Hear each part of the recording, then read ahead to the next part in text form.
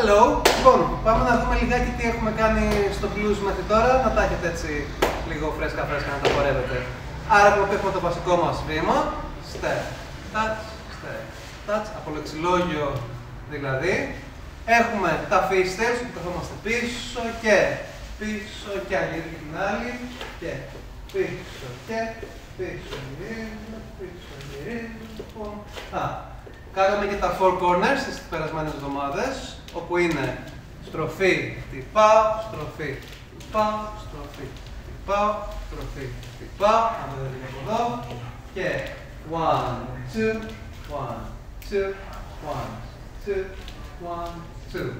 Αυτά σαν λεξιλόγιο solo. Όσο αφορά το ζευγαρωτό, χορεύουμε εδώ το βασικό μας, step, touch, boom, στροφή για τη follower που είχαμε κάνει στα πρώτα μαθήματα. Στροφή για το leader, ετοιμάζομαι εδώ και στρίβω. Να αφαιρέσουμε σε ανοιχτή θέση. Και εδώ μπορούμε να βάλουμε και αυτά που κάναμε εκεί, fisters, ή four corners. Έχουμε κάνει επίσης το να γυρίζουμε στο πλάι, να περπατάμε. Και να ξανακλίνουμε. Και αυτό, πάμε λίγο πιο πίσω. Αυτό κολλάει ωραία και με τα four corners.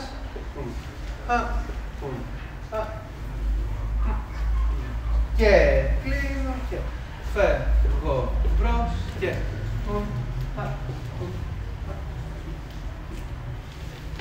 νομίζω αυτά. Και το close embrace, ναι, θυμίζουμε. Περπατάμε ο ένας προς τον άλλον, προς τα μέσα. Εδώ μέχρι να κουμπώσουν τα σώματά μας όπου κουμπώσουν. Κεφάλι όπου μας βολεύει. Είναι κάτω. Χέρια διακοσμητικά, πολύ χαλαρά.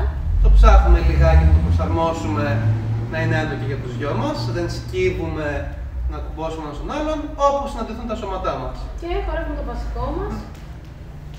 Και λίγο περπάτημα, τα οποία είναι αυτά που θα τα δουλέψουμε λίγο παραπάνω στις επόμενες εβδομάδες. Αυτά.